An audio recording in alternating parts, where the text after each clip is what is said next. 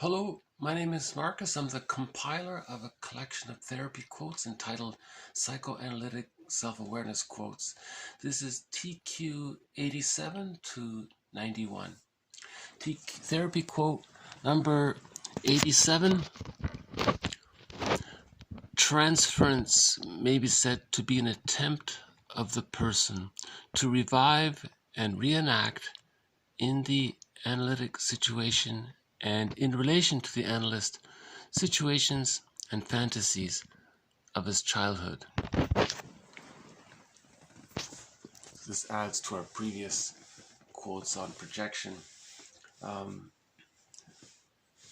the textbooks, they often use the word transference, specifically in the context of the two people in the therapy room. And when we use projection, it's more in general in his everyday life. But the two terms are interchangeable. You'll see both terms interchanged. So he said that a previous quote called this transference acting out, if he's trying to provoke the therapist to reenact a childhood. Now, if he's projecting the parent onto the therapist and tries to coax the therapist to act like a parent, then he may be doing it to communicate what his parent was like, to communicate what home was like, what was familiar for him, and maybe to communicate that he wants to master the trauma of a negative interaction. And fourthly, to test the therapist to see if he's going to take the projection. So there's a lot going on when someone's projecting onto the therapist. Right? Now, if the client is projecting himself onto the therapist and the client has identified with the aggressor, now he has turned, quote, passive into active. See, as a child, he was passive. Now he's going to be like the parent and be active. They call this passive into active. But the more, I think, better phrase is identification with the aggressor. So now the client has identified with the aggressor. So now he's going to be the parent, put the child onto the therapist, and do to the therapist what was done to him. And again, for similar reasons, the therapist shouldn't collude with any of these projections, but observe them and interpret them. So that second example where the client identifies with the aggressor and wants to treat the therapist how he was treated, the therapist might say, might regard that as a message of how the client was treated. So the interpretation would include something about how he is treating him, just like how he was treated. Something like that. Yes, it's all part of this repetition compulsion. We're trying to master that trauma. We have so we're talking about cases of the insecure attachment style. Pretty much all of this is about the insecure attachment style. If someone had a secure attachment style, they're happy and healthy and functioning, and they're happy in their relationships. They have a functional relationship. Their kids are happy. Their work is satisfying. You know,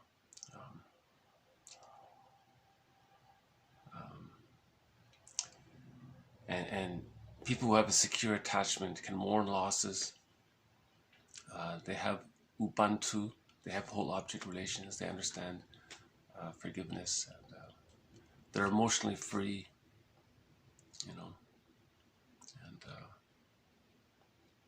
and when they set a goal, it's from the real self. It's something that's bringing the real self into the world, their light into the world, their unique qualities. They're in touch with it, and they set a goal to bring light into the world, let's say. Now, when a person with an insecure attachment sets a goal, it's to harden their defensive self. It's to polish that false image, that grandiose self, or to restore, or to further along their grand design, you know, to show up mother, or to tell the world that his mother failed him. There was one TV show where the girl broke up with her boyfriend, and the boyfriend wanted to suffer to see if he can get her to come back. Her reply was, well, don't punish me by punishing yourself. You see, so he had this little plan there. He's gonna make himself in a difficult situation with the hopes that she'll come back. So there's a little bit of that. That's the insecure attachment style. That guy had a goal, he had a plan, a strategy to get the girl back, which sounds admirable and all that, but it was to make himself in a difficult situation, is to coax her to come back and be reunited. Right. So that's debatable, right? Love is blind. No, transference love is blind, right? See, transference love is blind. Remember, neurotics are capable of transference love. And then people with secure attachment are capable of genuine love. So, okay, that's been TQ 87 about transference and projective identification with the aggressor, testing the therapist to see how he will respond, communicating to the therapist how he was treated, or maybe trying to get that at-home feeling with the therapist by turning the therapist into the parent, and so on. And one of the reasons why this all takes place is because TQ88, the unconscious is actually the past in the present. So when the past is present. So the unconscious is actually the past in the present. So when you see something that occurred in childhood happening now, and you think it's present, it's actually the past. Right? So that's why people with an insecure attachment, they're constantly in the past. They're constantly the child, right? Or the parent, if they identified with the aggressor. That's Eric Burns' child-parent-adult state. See, the parent and the child are in the past all the time. The hope is, the antidote is TQ89. The satisfaction involved in the analytic interaction is understood not in terms of abolition or reduction of stimulation leading back to a previous state of equilibrium, but in terms of absorbing and integrating stimuli leading to higher levels of integration. Higher levels of integration, so higher levels of understanding. So this is the conscious ego being aware of things and then absorbing it, and there's healing in that way, right? So the conscious ego is metabolizing, is mentalizing, it's absorbing the past, right? Once more. The satisfaction involved in the analytic interaction is understood not in terms of abolition or reduction of stimulation leading back to a previous state of equilibrium, but in terms of absorbing and integrating stimuli leading to higher levels of equilibrium. So if the therapist colludes, then they're going back to the old state, the familiar childhood state. So there's no satisfaction in doing that. So he's talking about an interpretation. Remember from an earlier video, an interpretation, you link up what was learned in the past the pattern in the present, and what's taking place in the here and now with the therapist in the room. So if you can link those three parts up, you have an interpretation. And that's a higher level of equilibrium organization. And then if something reminds you of the past, it's in the past, right? It's not in the present. This last one is just a curious phrase. I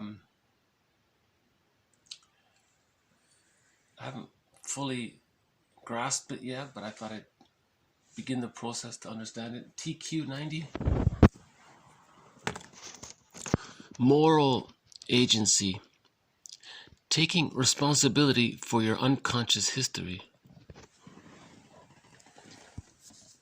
See, in the previous video, Masterson said that being an adult is taking responsibility for your past.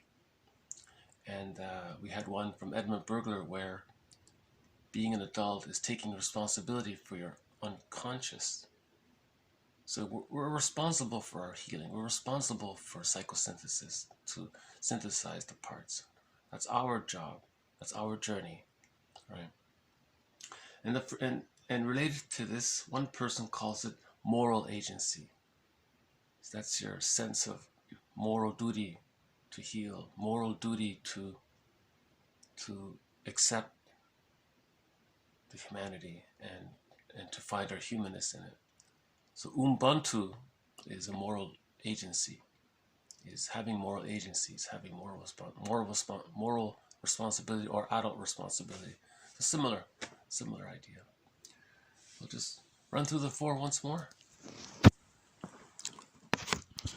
Transference may be said to be an attempt of the person to revive and reenact in the analytic situation and in relation to the analyst situations and fantasies of his childhood. The unconscious is actually the past in the present. The satisfaction involved in the analytic interaction is understood not in terms of abolition or reduction of stimulation leading back to a previous state of equilibrium, but in terms of absorbing and integrating stimuli leading to higher levels of equilibrium. Moral agency, taking responsibility for your own unconscious history.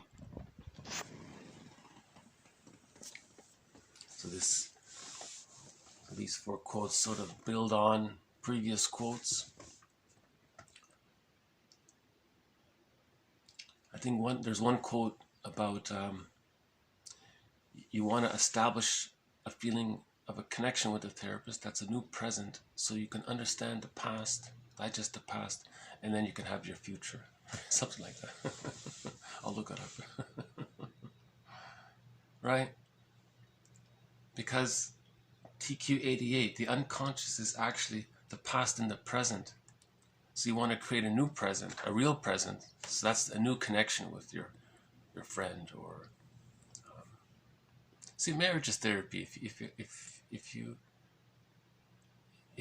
you and your partner decide to establish a relationship in the present, and you're having new memories fresh in the present, that grounds you in the present, then the two of you can face the past together.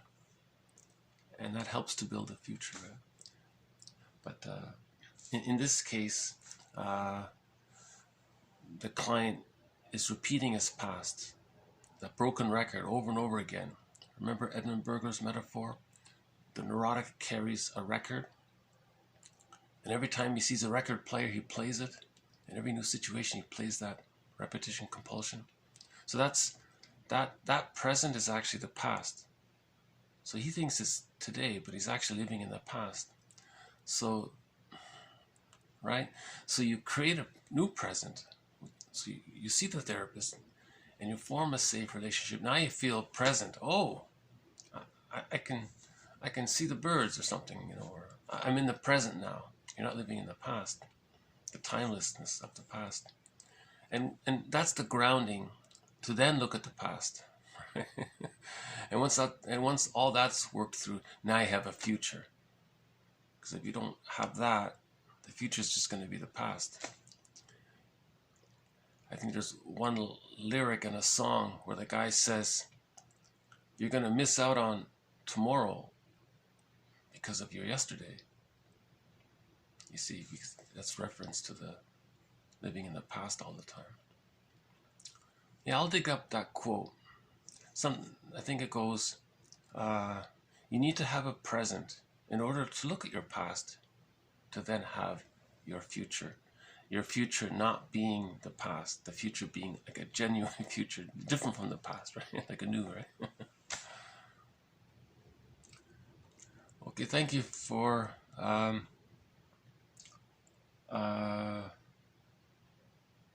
you know, taking some consideration to these quotes. I think there's some good quotes in this collection. I really love some of these quotes. They offer a lot of hope, and I think they offer that present sense to help digest the past. All right. Okay, so I'll just pause it here. Okay, so once again, thank you very much. This has been TQ 87 to TQ 91. See you next time.